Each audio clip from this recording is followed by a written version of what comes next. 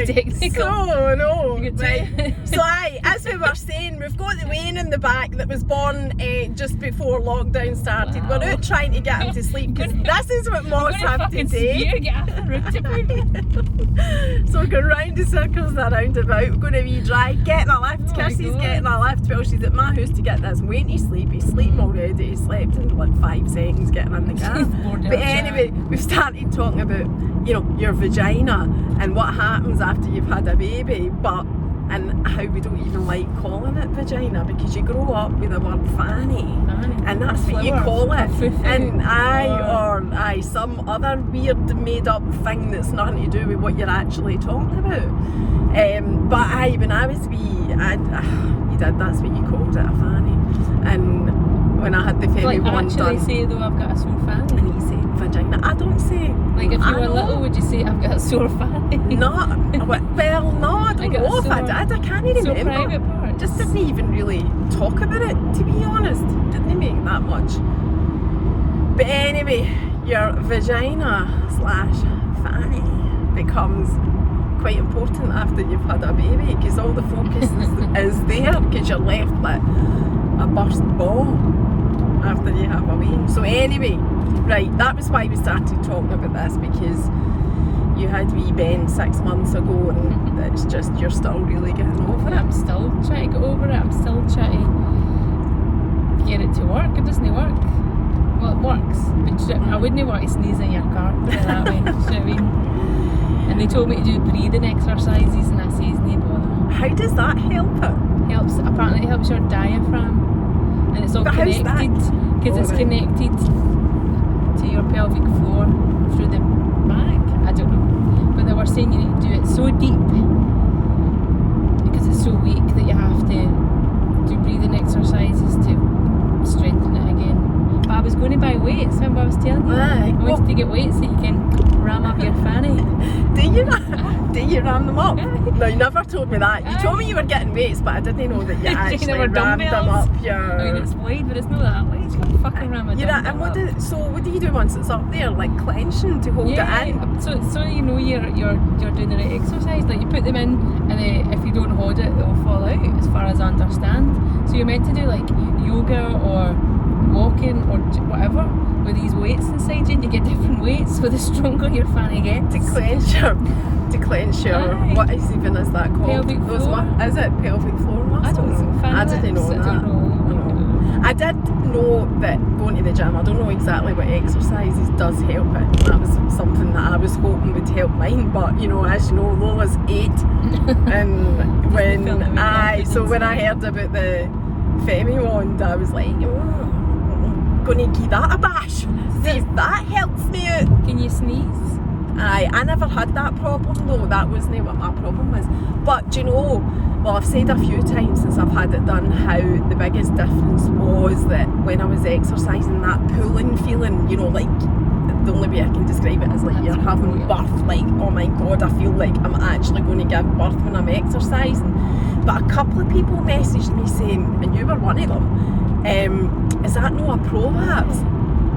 I've never been diagnosed with a prolapse, so as far as I'm aware, it's no, but maybe I have had an undiagnosed prolapse. I don't know, I need to Google it. I don't know. But anyway, that was one of the first things that I noticed that I hadn't even given any thought to before I had it, that it fixed. That's just my personal experience.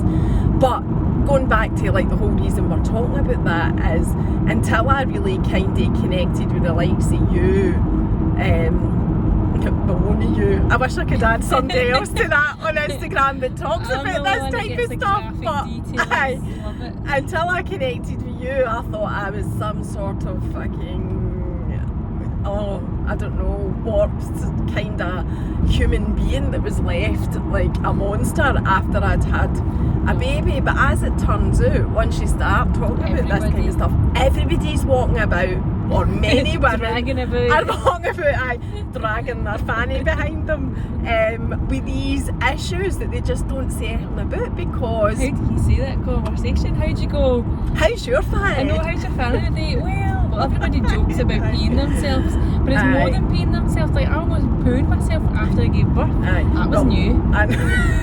Holy shit, literally holy shit. I was like, what is this? That was, I never come right out and say this. I always say I couldn't hold on to the toilet, but it actually was like a number 2, a poo, and no a number 1 that was my problem. Like, I'd be in Tesco on a Monday and, like, you know, sipping on my Costa. Well, I got my messages on a Monday, so I'd be sitting, alright, so it was a Monday. I'd be getting my messages with my ass was fine. Just a Monday. My asshole didn't work on a Monday. I'd be walking about Tesco sipping my coconut latte, and you know what it's like, well maybe you don't, but you have a wee sip of coffee and your bum goes, woohoo, party! So I'd be walking about the Costa going, oh my god, oh my god, oh my god, I need to go to the toilet. And like, so I'm not one of these folk, and you hear people saying it all the time, dirty bastards doing the toilet in the, you know, public toilet in Costa. No, I'm sorry, unless you want me to be shitting on the floor in Tesco, I'm in the toilets. In fact, I maintain that's why they put public toilets in Tesco, for all the moms that need to go to the toilet as soon as they get the feeling to go. So that was my, for all the moms assholes, so that was my biggest, when the Femiwand product was made aware to me, I was like, oh god, imagine if it, and officially it doesn't fix that, but that has helped me. Like, I can hold on to the toilet now. On a Monday. So on a Monday I can walk about Tesco.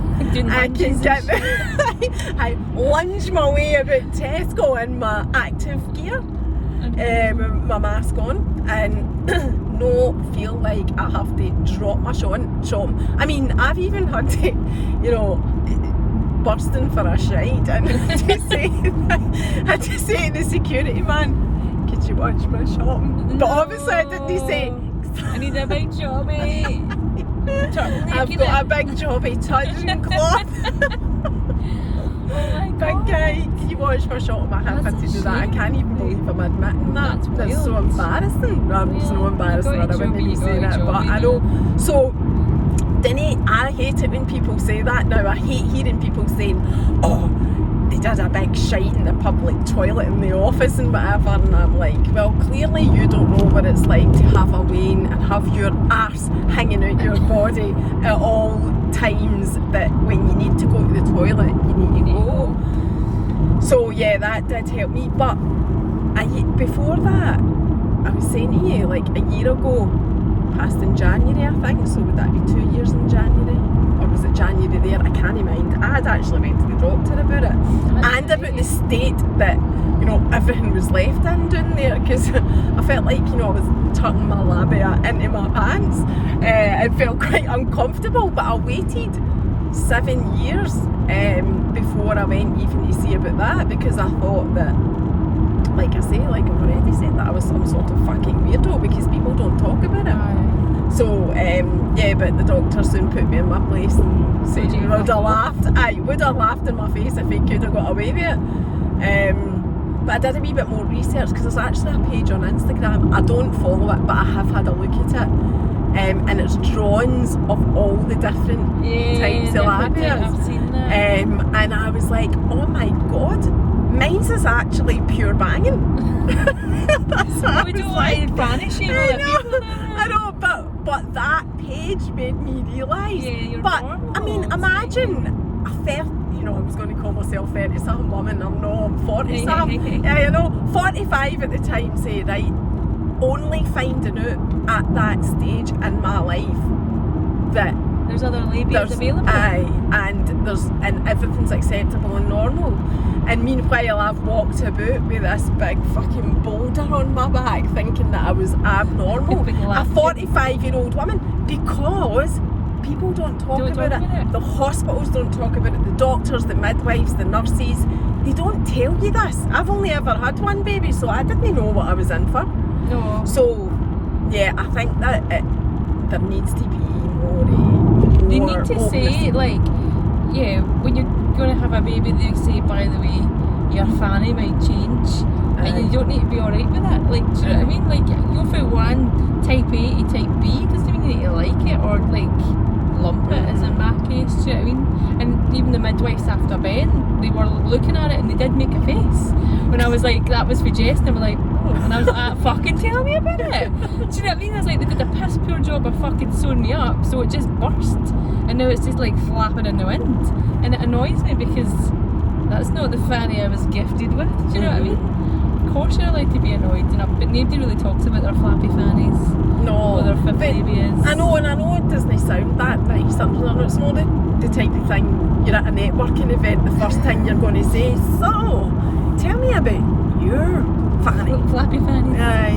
Who's got the flappiest fanny? Let's have a competition. Make them wave. Yeah. Get your fannies out. Aye, there's just no enough with that at all. But you don't realise the impact it has though on the person. Do you know what I mean? That's totally the biggest thing. It's like your sexual organ. You know, you're told that's what it is and blah blah blah. So when it changes, of course you're going to be like hot the boat. Like, do you know, you're going to question it and think about it and internalise it. I was upset for ages. It's only now I'm like, I don't give a shit anymore, and that was like 5 years ago. Do you know what I mean? It takes a while. But see that bit when you were saying there about needing the toilet or peeing a wee bit when you laugh or sneeze or trampoline or whatever. Loads of women have got that as well. Loads of women. I mean more.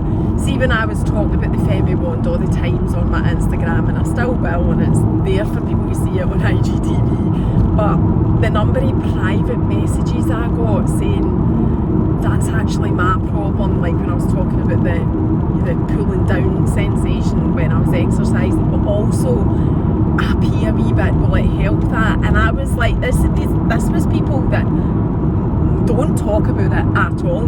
You know, it's totally up to them whether they're not saying people should talk about it, but I was taken aback by it, the number of people that were saying stuff like that, and thinking to myself, why is there no more out there to support women with this? Because it must be a massive percentage. I don't know if it affects caesarean births at all. I don't know. I can't comment on that. I think it does. I think they still got. I think it's the actual like carrying your baby. Like, see, the weight of carrying your baby does damage. Oh, right. Also pushing the baby out. But I was reading that the weight of carrying a baby can weaken your pelvic floor.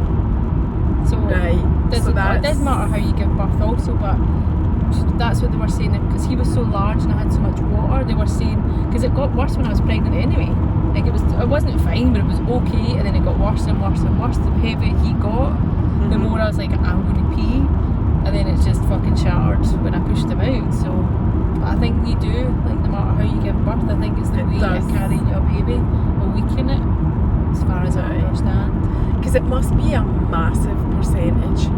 I think it's really common. Aye. But it's not normal. You don't need to. Do you know what I mean? It's like, it's not like a broken leg, but it is something you can diagnose. You shouldn't put up with it, is what I'm trying to say. It's not okay just to put up with it. Just to go alright. Like, it's not like something that happens to you. Like, it's something that should be fixed and have support. But when I phoned up for physio, it was just like fucking nonsense. It just was inadequate nonsense. Do you know what I mean? I felt like I had to justify why I was even phoning, because they were in a checklist and I just didn't seem to fit the checklist. She's like, but what do you mean you can hold your pee? So why are you phoning me? And I'm like, well, I can fucking hold it, but I wouldn't want to sneeze or jump or go running. Do you know what I mean? Like, but I can hold it. So she was a bit confused as to what to do, and I'm like, it is almost as if any issues that you're left with like that are just shoved aside. Deal with it. You're a woman, deal with it. And mentally, it's not just your physical, what's going on physically, like mentally, like I say, I believe that I was just fucking something out of a scary movie, you know, it just didn't happen to people, but actually when you start talking about it, it's happened to everybody. There's hardly anybody that you speak to that's not got a story to tell about that, how they were left after giving birth. I mean, I've talked about it loads now since I discovered all of this and since I had the Femiwand and all of that, but only because, as I say, at this age I was able to ascertain that actually it's more normal than you think it is. So what do we do now? What do we do now with our fannies? My mine's still as fuck. So I'm going that way. The Lord above, no, man. Jesus. 'Cause I need to. There's something not right. Like, I don't know. I don't understand. So I got a 2nd degree tear, and when I Google it, it kind of makes sense now why it was so painful. But it went. I think it went for your ass crack, asshole, and mine's did go internal. Mm-hmm. So mine's hurts, and it's been 6 months. I mean, not by hurt. I mean, I can sit here and it's all right, but I wouldn't want to be like getting rammed rotten. Put it that way. Do you know what I mean? Because I know all about it. Like, it would hurt. It's like a sting. But I need to phone the doctors. But I don't want to phone the doctors because I just don't want to. Like, I know. But I want somebody. Do I want somebody to look at it? I don't know. But what will they do? Do you know what I mean? What's the point? What will they do? At the same time, well, I don't know, because none of us have actually gone to the doctor with our complaints and had that we in our circle had anything for it. Nobody's actually went and said this is the problem that I've got. How do you describe it? When it comes to the sneezing and peeing and whatever, I don't know anybody that's actually went and tried to get. Well, I'll get those weights for that, but you know. But it'd be interesting to know if that did work. Do you know? You ever seen that woman that puts weights up her hoochie? No. And she's like, you were the first person that I ever met that I Honestly. ever heard talking about it. There's a woman and she can like pull like fucking planes and shit with her veggies. Honestly, there's like a woman. She's got world records for like, I don't know. I bet you she doesn't pee when she sneezes. Is this on Instagram? This woman? I don't know. I've seen her on like Graham Norton or something ridiculous. Alright, so she's actually been on the She's actually on the TV. She's getting Fanny of Steel. She's my inspiration. I hope to be like that. I'll get these weights and see what happens. Aye, definitely. You need to tell us how it went. I need to buy them and actually do it. I'm so lazy. I can't even be bothered to do pelvic floor. Like, and then I'm on about it. I was like that. Maybe we'll get an abundance of people messaging saying you need to be doing your pelvic floor. But how do you like how do you now people do workout videos, so it's like the 30-day of yoga and they do it like a time lapse. Yeah, I should do one for my vagina, like get it picking up stuff each day. So day 1 it's a feather, day 7 it's a brick, day 10 you're squatting my weighing 100 kilograms with your vag. Yeah, that's a dream. That's what we want to hear about. Hopefully that is the dream. So you had your baby just before we went into a lockdown, and you had postnatal depression with your first baby, Jess, 5 years ago. Tell us about it. I survived at this time. And you would think with a pandemic and the stress, well, that doesn't stress me out, if I'm honest. That doesn't. I seen it as a good thing. Like, no one could visit, no one could give me their bullshit advice, no one could give me comments, no one could. You know, I was just protected in a wee bubble from everyone and anyone. So it was nice not to have. I'm laughing because I've taken a wrong junction.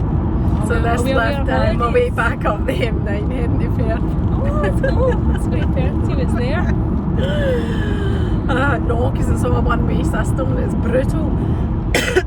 I can't believe I've just done that. Right, I'll just need to turn and come back off the next one. I know, I don't. Aye, so tell us about that anyway. I seem to have survived at this time. I mean, there was a lot of hairy moments. I had the usual like crying, bursting into tears for no reason. But there was always a reason. I'd say to Dave, I'm okay, I'm not sad, because he was terrified that it was going to happen again because it was so dark and so bad. It lasted for what, I don't know, 4 years, 3 or 4 years after Jess. Till I was like the last time I had to. I remember phoning in sick the last time. It was in January, and that was the last time depression like made me do something. Do you know what I mean? So that's how long it lasted. I think that was like 3 years. 3 years? I'm sure it was 3 years. 3.5. So what do you think was different this time that you didn't go back? I don't know if going back to postnatal depression's the right way to say it, but you never had got caught by it. I don't know. I think because I did a lot of learning, self-development, self-love. I remember I went to therapy. I had antidepressants for a while, off them, back on them, but I think therapy was the best thing. And then I blogged about it, and I speak about it, like I just speak about it. If there's anything in my mind, I have to get it out, and that was a big thing, no matter what it was. It could be brutal, it could be awful, things your partner never wants to hear, but I'd have to say it, I'd have to get it out. So that worked for you. And But that you had the medication as well. I'm always conscious of that, you know, making sure that people know that that's totally acceptable Yeah, it just and didn't. alright. Yeah. Didn't do well. It did do. It like made me feel numb, like a level playing field. I wasn't happy or sad or anything. It was almost like you were level, so you can do therapy or you can, you know, build on yourself because you're not feeling depressed. Or do you know what I mean? There's not anything in your mind distracting you from what you need to do. That's how I seen it. But then it just felt right, and I get off them. But the thing, did you come off the antidepressants? Yeah, I just stopped taking them. Because the therapy was helping you. You felt. And plus, they were horrible. They're fucking horrible drugs. I hated them. In what way? Horrible in what way? The biggest thing, I don't know if anyone else says this. I know what you're going to say because somebody else has said it, but say it anyway. You can't come on them. You can't do it. You just can't do it. You can't. Orgasm. You can't orgasm. You can't enjoy your life. No matter what you do, man. Somebody else has said that, but is it an actual, like just no way, never? You can never. Oh, you can, but you get like if you've got a spare fucking 3 hours, you can have sex. Do you know what I mean? But who's got a spare 3 hours? Did they tell you that when you give you them? No, they'll tell you. But somebody else that I know quite well told me that, and that was the first time. Again, I only learned that was last year, at the end of last year she told me that, and I was like, what? I didn't know that. No, I know other people that have said that. I know, but you're right. It wasn't the only so reason, was that? But it's a big thing. Reason, people think that it's only guys that enjoy sex, and it's no. Half my issue was like where I mentally was is about being loved and being cared for and all that, and like being intimate. So if you're on something that's preventing half of that, you were like, what's the point in having sex if you're getting nothing out of it? I know. It's just. So it was just time to get off them, and it was fine. And you were fine? Did you wean yourself, or did you just? No, I was on a low dose. So I don't think I weaned myself. I might have, but I was in such a low dose. I just stopped it, and I don't remember feeling anything like withdrawal. I know loads of people get that, but I don't remember getting anything. And it was fine. And the therapy helped you anyway. Mm-hmm. See, I was offered. I don't know if I officially had postnatal depression. I do think that I did to some extent, and I was offered when I walked out of my job after going back after mat leave.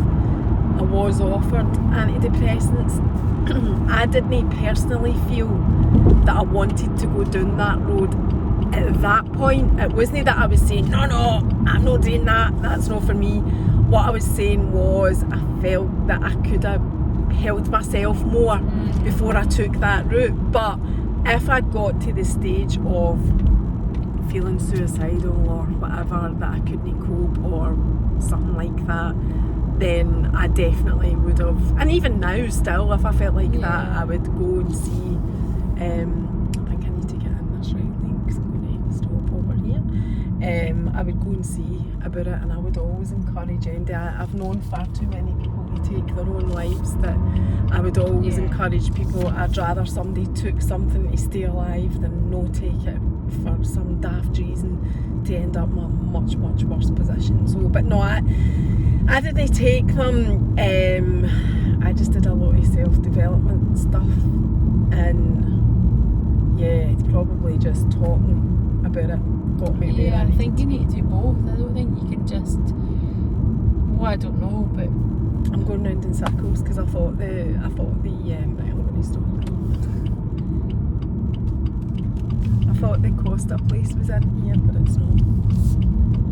I came off of the services, but it's Kildine, just fine.